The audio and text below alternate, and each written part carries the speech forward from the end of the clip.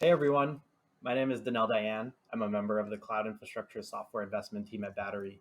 Excited to see so many familiar names in the audience today, and thank you so much for making time out of your day to join us. It's a pleasure to introduce our next speaker, Armon Dadgar, the co-founder and CTO of HashiCorp, an early pioneer of the open source model. In his lightning talk today, he'll be focused he'll be talking about building open source products from commercialization and the strategic decisions HashiCorp made along their product journey that led them to be valued at more than $5 billion today. I'll let Armon take it away from here, but just a quick note, we're reserving the last 10 minutes for audience Q&A. So please add any questions you may have to the Q&A tab on the right side of your screen, upvote any interesting questions from others, and we'll get to those right after. Armon, all yours. Awesome. Thank you so much, Danel, and thanks everybody for making the time to attend the session. Super excited to be here. Like you mentioned, we'll keep a bunch of time at the end for Q&A, so as things are coming up, feel free to stage them, and we'll get to it at the end. So with that, maybe we'll just jump in, if you don't mind. Next slide. So let me kind of start the story by kind of going way back to sort of when the company was founded, circa 2012. In the era of kind of cloud infrastructure and modern automation, that feels like a literal lifetime ago. But just to kind of set a little bit of the stage of what the world looked like at the time, really we were kind of this kind of transition moment of, by and large, I think what we saw was public cloud being used by smaller SMB startups. Enterprises had not yet started that migration. Most of the tooling ecosystem was still very much kind of like a carryover, I would say, from traditional private data center world, right? And I think we were at the early innings of people starting to think about sort of automation and infrastructure as code. I mean, certainly this was sort of the heyday of configuration management. So, CF Engine, Puppet, Chef, I think kind of all grew up and really around this time started feeling the adoption. But I think the general state of affairs for most people trying to adopt public cloud infrastructure was it's kind of a mess, right? There's a bunch of different tooling. All of it, most of it, I should say, is designed around the kind of ideas, the concepts of private data center. And so you're stuck with this giant ecosystem. Like I only painted a small fraction of it here. And you're trying to kind of glue all this stuff together to figure out like, how do I, provision infrastructure? How do I scale my applications? How do I build dynamic things in the cloud that'll, make best use of the ephemeral, elastic nature of it? So there's just a lot of duct tape and glue. So next slide. And so I think the kind of general sentiment, for me and Mitchell at the time, we were very much on the other side of the fence. We were sort of operators ourselves. We were working at a mobile ad tech company, trying to kind of build these systems, right? And I think there was this sort of perpetual tension between his team and my team, right? I was more on the application side of the house. He was on the operations side of the house. And so the friction was around, hey, my team wants to deploy a new version, scale up and down, push a configuration, etc. Why are we bottlenecked waiting on your team? And his answer was like, hey, we're either building the scripting and tooling to let you do it, or we're fighting the systems, or the tools just don't exist, right? Was the kind of state of things. And I think everyone we talked to was kind of in the same place, right? Whether we would talk to, GitHub or Stripe or Slack or whatever and say, hey, what are you guys doing? The answer from everyone was sort of the same, which is like, we have a platform team, we're custom growing it, we're duct taping and gluing a bunch of stuff together, right? So this felt like it was very much not just like an us problem, this was sort of the state of the world. So next slide. So I think this was very much, and apologies given our situation, we're gonna lose some of the animation, so bear with me. But I think the kind of crux of how we thought about it was like, okay, what if we started from sort of a blank slate, right? What if we kind of rethought about what are the principles of delivering an application, and what are the kind of essential steps that we would have to deliver upon, right? And so those became the sort of the rectangular boxes, right? So we started just charting out and saying, okay, great, assume nothing exists. None of the tooling in the universe is there. What do we want, right? And we sort of followed the software life cycle through that process to say, okay, great, obviously you have to write your application and test it in something that looks like production parity.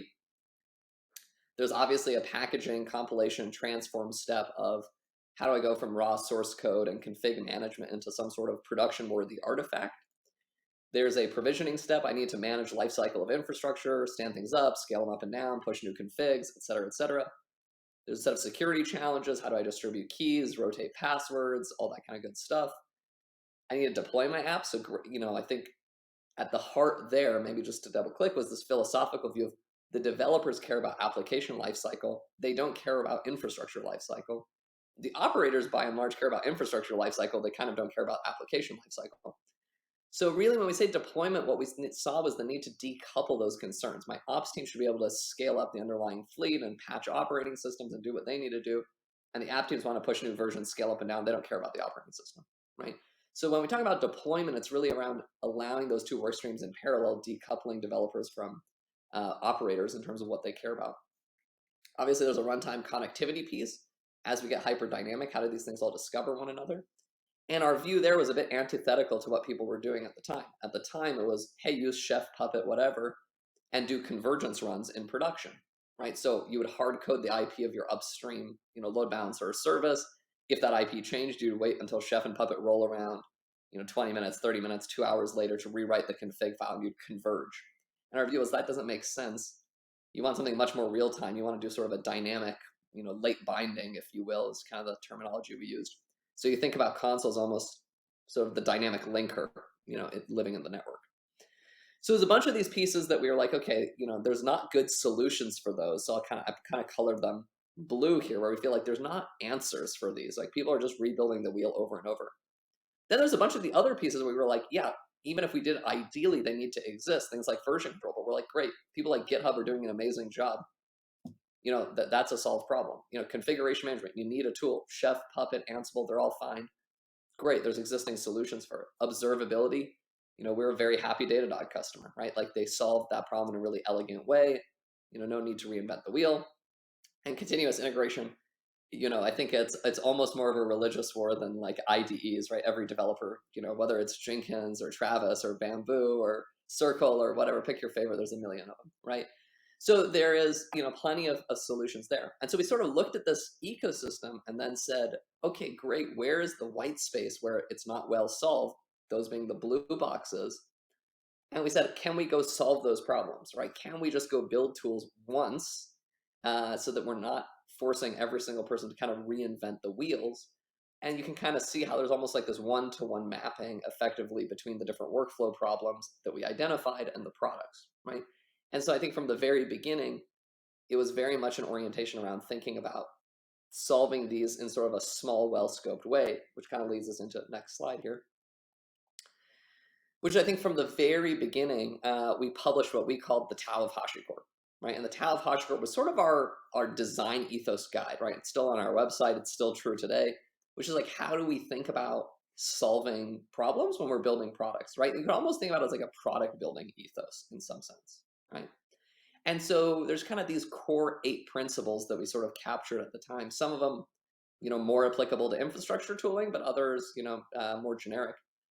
And I think the first one, the most important one by far to us, is this idea that the workflow is more important than the technology, right? And you'll notice when I was on the previous slide, what I was talking about was fundamental workflow steps. I'm talking about provisioning, I'm talking about deployment, I'm talking about, packaging. Those are workflows. I'm not talking about specific technologies. A specific technology example could be great. I need to do a Docker build to get a container, and that's how I did my packaging, right? That's a very specific technology. That's not going to be inclusive of what if I need to build a bare metal image? What if I need to build a VM image? What if I need to build an AMI for Amazon, right? So all of those are different technologies, but fundamentally it's all the same workflow, which is I have raw source code, I have raw config management, and I'm transforming those into some form of an artifact that's production worthy. Might be a container, might be a VM image, might be a serverless function, doesn't really matter, right? Same thing when I talk about provisioning, right? I use it in the most generic possible sense. I could be provisioning bare metal in a data center. I could be provisioning, VMs on VMware. I could be provisioning a, Lambda function in Amazon. There's a day 1 concern of creating and defining it. There's a day 2 concern of modifying and evolving. Day 3, scale up and scale down. Day 4, I don't need it anymore, so delete it. So that life cycle is the same, cradle to grave, whether or not, it's a VM or whether it's a bare metal instance, right? So workflow over technology was this really important view for us because our view was, hey, the technology landscape is going to keep evolving. If you're making a bet on a particular technology, it's going to age badly, right? And if I look at the cohort of companies that started around 2012 with us, there's a lot of people who said we're going to build the greatest lamp stack deployment tool on AWS. That just didn't age super well. It's not super relevant in 2021 versus, Terraform and doing generic provisioning. It's just as relevant. So, I won't spend too much time on all of these, right? I think simple, modular, composable, very much kind of Unix philosophy. There's a reason we built many tools instead of a single unified platform. It's because it's easier to adopt and digest in small bite sizes, right? You can solve one concrete problem, compose it with the rest of your ecosystem versus a HashiCorp platform that would be sort of hard to digest, right? Then there's other, important pieces. Automation and infrastructure as code are huge to everything we do, right? I think that's an important part of making process repeatable, consistent, scalable. I think communicating processes really, gets into the weeds of sort of, today, if I rephrase this for call it microservices or service-oriented architecture, it's the idea that build things that talk over a network over well-defined APIs. Immutability, kind of controversial at 2012, which was don't run Chef, Puppet, Ansible in production, right? Like they only cause you heartache and grief at some point. Versus run them, they're great tools, but you run them pre-production as part of building an immutable image, and then have that immutability to manage risk and complexity in production.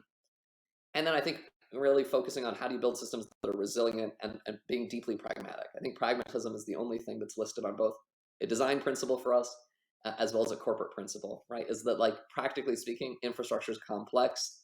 If you're overly opinionated, guess what? The customer doesn't really care what your opinion is, right? Next slide.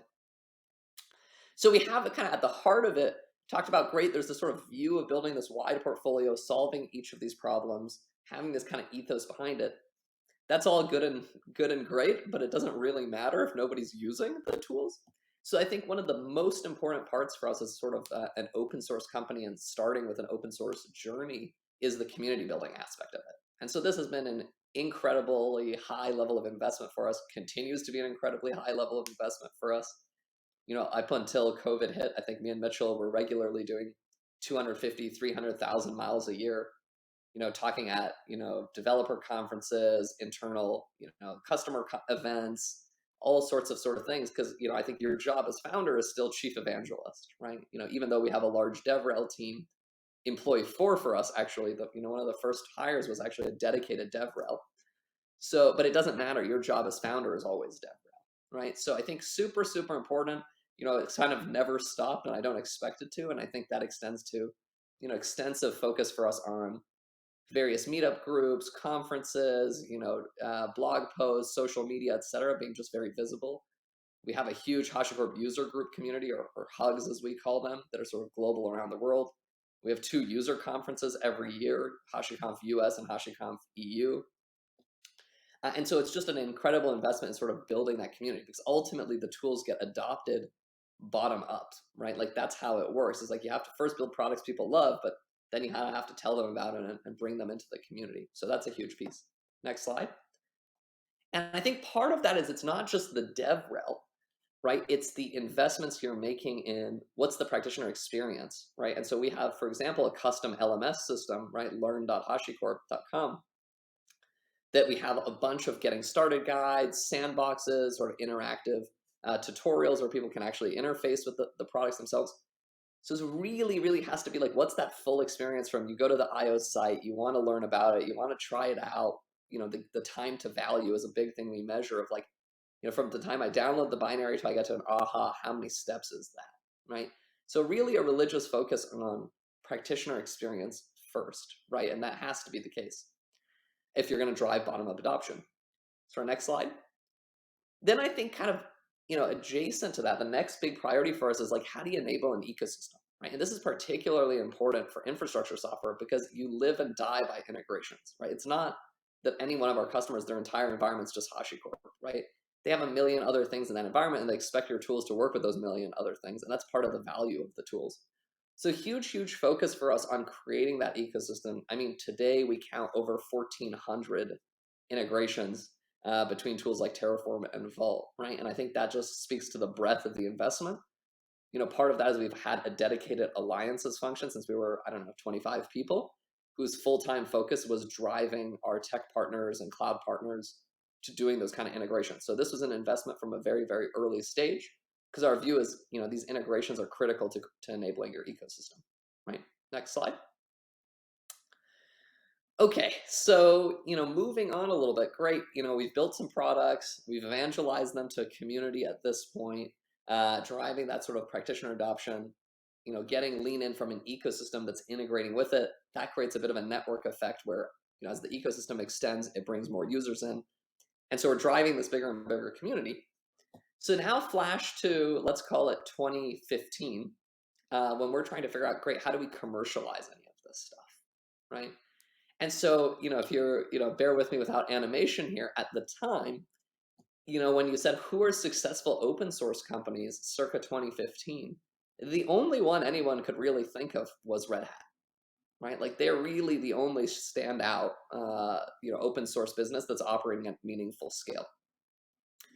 And so I think at the time when we were sort of asking the question of like, well, how do we monetize everything? We felt like there's these 4 different models that we saw, right? One was sort of exotic licensing, and you can kind of see examples of this where you maybe have kind of a bizarre public license, and then you can license a commercial thing that allows you to use it. We felt that was mostly dead in the water, because if you have these weird exotic licenses, enterprises won't adopt it, right? They won't let that open source come in because they're like, it's not on our approved list of, MIT, Apache, BSD, etc. So just don't touch it. So we're like, that's going to hamper our adoption. Don't want to do that. Then when you looked at support and services, it's like, great, clearly there's Red Hat, but nobody has been able to kind of be in that market other than Red Hat, because the problem is it's undifferentiated. So it's hard for you to be a better Red Hat than Red Hat will be, right? So if we started building any traction around that model, Red Hat would just say, hey, we'll just offer support for the HashiCorp services. We're 100 times bigger than them, 1,000 times bigger than them. And it'd be very hard for us to protect that, right? So it's a very difficult business to build any differentiation. It's just a scale game, right? And then the last 2 is sort of open core, which is like, do you take a bit more of a traditional enterprise model, have a licensed closed source binary, and sell that? Or do you go SaaS, which is a bit more of the modern model? And I think for us, I think this answer is different depending on what business you're in, but the challenge for us was our customers weren't ready circa 2015, right? The kind of software we were running, it's your core secret management, it's your core network automation, it's your core infrastructure provisioning. These large enterprises were not willing to trust a 30-person company to offer that as a SaaS, right? They were barely willing to get through, Amazon's agreements, let alone, sign a deal with us. So we felt like, given the type of software we're managing, SaaS was sort of not available, and we'll kind of come back to that. And so we said, let's go to open core. Obviously now, over the last few years, there's a few more bullet points on the board, right? Folks like MongoDB and Confluent, you could kind of say they started life as open core. Now they're also sort of SaaS providers, but their core business was built as open core. Obviously major players like Databricks similarly had an open core story, became a SaaS vendor by and large. And so there's a lot more of these sort of data points now in that quadrant, but circa 2015 wasn't obvious, right? And I think for people now thinking about this, my guidance would be increasingly move to SaaS, right? I think the appetite of enterprise has changed. It's not 2015 anymore. Next slide. And so as we think about kind of our open source versus commercial products and the differentiation, I think we've always drawn this sort of clear distinction, which is the open source is there to solve the practitioner end user problem, right? We do not want it to be vaporware or crippleware in any way, right? So anything that's involved with solving the end practitioner problem, that's open source. It's unencumbered to any scale, right? Where we draw that line is, what are the capabilities you need to start using this at scale within an organization? And those are kind of an orthogonal set of concerns. All of a sudden, it's how do I collaborate around Terraform, right? And so, yeah, when you look at Terraform Cloud, it's bit for bit the same Terraform in the way that GitHub is bit for bit the same Git, right? But how do I have role-based access control and single sign-on and multiple workspaces and kind of interdependencies between them and manage sort of code reuse and sharing? Those are sort of orthogonal to the problem of infrastructure as code. It's a collaboration problem around it. And so we have sort of a team skew, if you will, that's targeted for departmental buy. And then at an enterprise level, they care about central governance, central policy, consistent ways of enforcing things, multi-tenancy, things like that. And that becomes sort of our enterprise product, which is really, again, going to even bigger scale, solving these orthogonal challenges. So even tools like Vault, use a different example where you're not collaborating, but you care about multi-tenancy, you care about multi-data center support, you care about advanced, governance and security features. those then fall into sort of what we consider an enterprise SKU, right? So from a practitioner's perspective, they can try it and use all the features and be unencumbered. And then we can have a conversation with an organization around why does it make sense to engage with us sort of commercially. Right? Next slide. So obviously, I think we started life with open core, but I think increasingly even we've realized customers' appetites have changed, right? So over the last year or two, increasingly even the world's largest businesses ask us, why don't you just operate this as a service for me? So we've obviously invested in what we call the HashiCorp Cloud Platform. It's sort of our chassis to deliver things as sort of a managed service across the different cloud providers with sort of unified identity and billing and kind of all that good stuff. So next slide. So I think we're very much in the midst of this transition. I think some of our learnings is that it's an entirely different go-to-market motion, right? You have your kind of enterprise self-managed motion. This is completely different, and I think we're learning that, and we're in the midst of it, right? Which is there's a different cloud go-to-market. It's much more product-led growth, much more inside sales. For us, it's targeting a lower end of the market. It's more of the SMB as opposed to enterprise market. And it really is a parallel motion. I think the hazard, I would say, is like it's very hard to do one of those well. You have to be at a very critical scale, I would say well north of 100 million, before you can probably even consider doing both of these motions at the same time, right? And I think Datadog's another good example of that, right? They were really one motion. They added enterprise motion, around the time of their IPO. I think for us, it's a shift of our billing model, right? We're going from an entitlement-based to a consumption-based billing model. It's a re-architecture of the products from sort of something designed to be self-managed and operable, reasonably, into something that's much more of a cloud-native multi-tenant architecture. And I think the challenge is you still have to bridge to on-prem, right? For us, given our role, it's about enabling the sort of private data center to cloud. So you can't just abandon private data center. And I think our rate limiter is really customer comfort. It's like, how quickly are these enterprise customers comfortable that saying, HashiCorp is going to manage my vault for me, and they have the keys to the kingdom, basically. Right. Next slide. And so I think for us, we're definitely in kind of the middle of that transition. I think, already as we think about building net new products, they're all cloud delivered, they're cloud native. So, our newest product was sort of a managed Packer artifact registry. It's only being delivered as part of HCP. It's only being built as sort of a multi-tenant cloud native application on top of our cloud. So I think, for us, it's like we're similarly in kind of that same transition arc that Mongo and Confluent were in as well, which is starting as open core, transitioning to SaaS. And I think that's really the future of how I think open source products will be sort of monetized and commercialized. And I think part of it was just like there's a time and place. And I think that sort of Overton window is moving. So next slide. I think that was kind of all I had planned. I kind of ran a little bit over here. I think we have some time for questions. So happy to chat about whatever's on people's mind. Thanks, Armon. That was great, and appreciate you sharing all the insights on the journey from open source to commercialization and the decisions that went into that product. First question from the audience is really around licensing decisions. So how do you balance, or how did you balance having a permissive license early on sort of allowed you to be used with existing cloud providers while sort of defending your core IP with your SaaS product? Can you maybe just talk about that a little bit?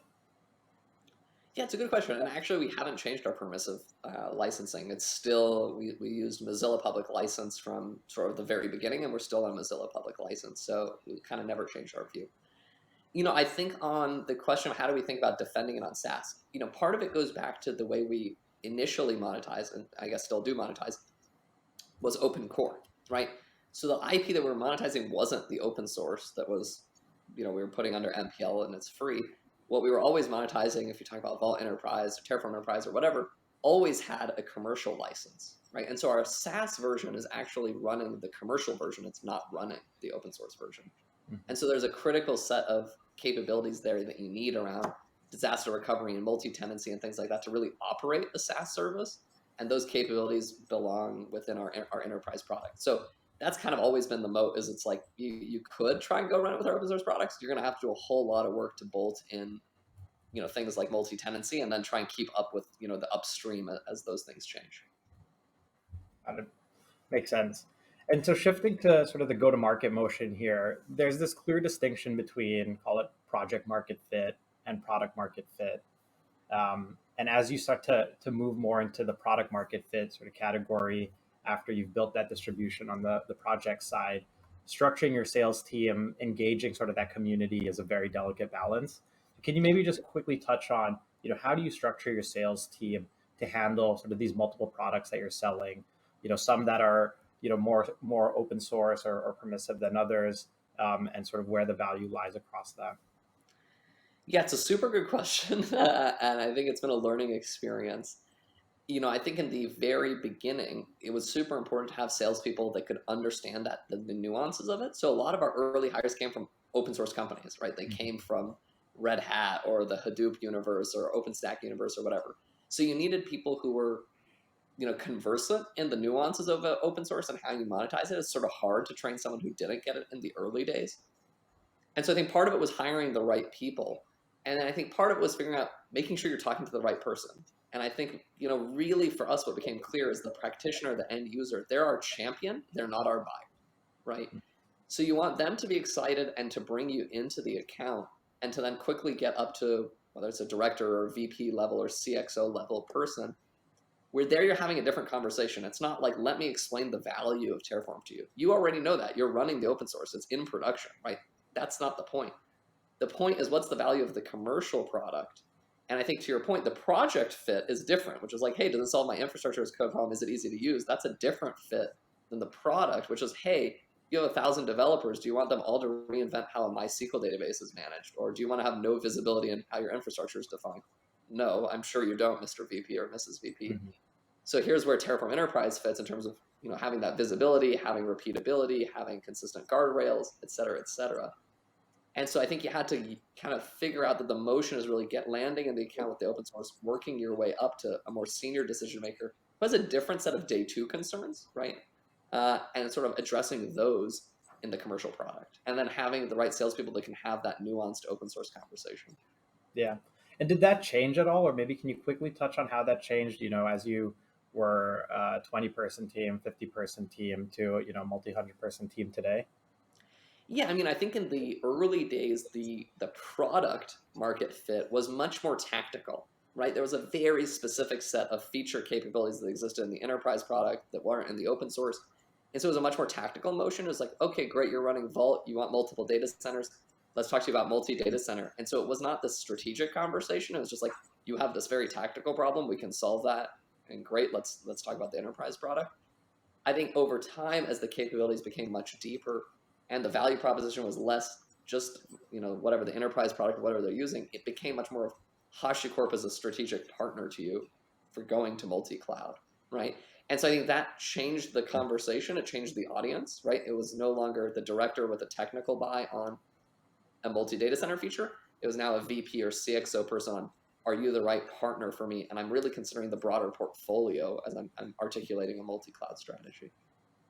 Yeah, that makes sense. Open source and sort of community is one way of building distribution in the product. I think a sometimes forgotten channel is typically sort of this reseller network or partner program, which is, in some ways very effective. And UiPath has built an incredible business off the backs of their partner program. So maybe quickly touch on sort of when did you think about introducing sort of that partner network or that reseller program? And how did you balance that between your direct sales force versus your indirect channel? Yeah, it's a super good question. I think there is, I think for every software market, there's different nuances of sort of what that partner ecosystem looks like. I think for infrastructure, for a long, long time, you had sort of the value add resellers, and they played a really important role as sort of a software distribution channel. I think the challenge with cloud is, by and large, it's making all the stuff much, much more direct, right? Like, you don't go to a VAR to buy from Amazon, right? Like, you just have an ELA direct with Amazon.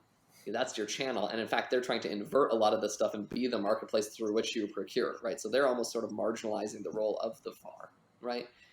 And so I think for us, what we've always struggled with is like, okay, as people are going cloud, they're standing up these direct relationships. What's the right channels for us?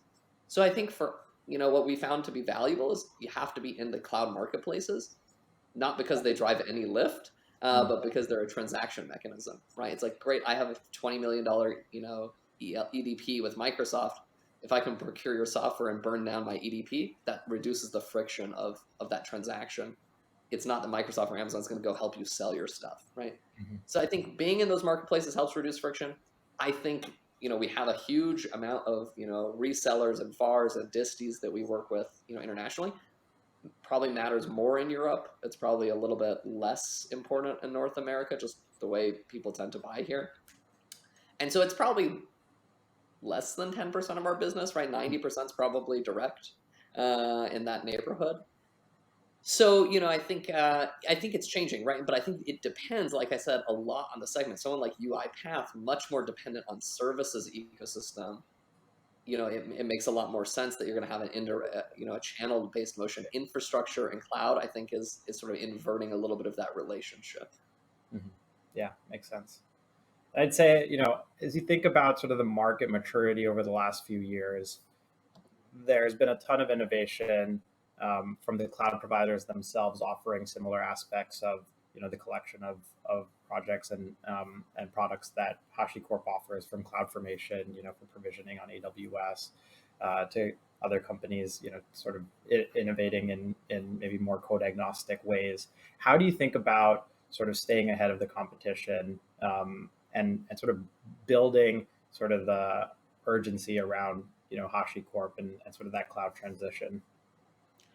Yeah, it's a good question. And I think part of it is our philosophy is like, what's the structural role we play in the market, right? And I Mhm. think our structural role, as we see it, is like we sit between the clouds and the customers in terms of enabling multi-cloud, right? And so yes, I think we've seen attempts from Google, let's say, to build like things like Anthos and say, great, you can use Anthos and we'll be your multi-cloud management layer Mhm. across Amazon and Azure and on-prem.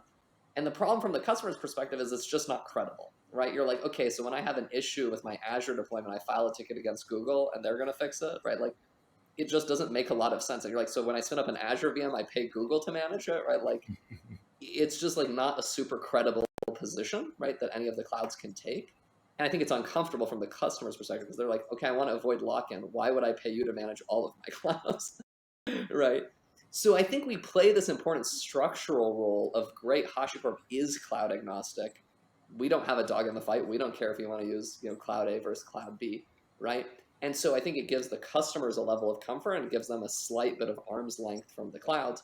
We're also neutral from the cloud vendor's perspective, so they see it as great. We sell power. HashiCorp sells power lines, right? So we're not really competitive with them either. So I think we fill this kind of important niche in the market where I think we're sort of friend to everyone and foe to no one. Mhm. And so we kind of think about it that way. That said, I think the urgency is like you still have to keep pace with the innovation. It doesn't mean we can just sit there because we play this structural role. And I think our teams know that, and I think we sort of feel the heat of it every day, whether it's from cloud partners or customers. Yeah, So a strong sense of urgency for sure. awesome. Well, Armon, thank you so much for your time today. It was great to hear all your insights, and thanks for answering the questions from the audience. Appreciate it. My pleasure. Thanks so much for having me.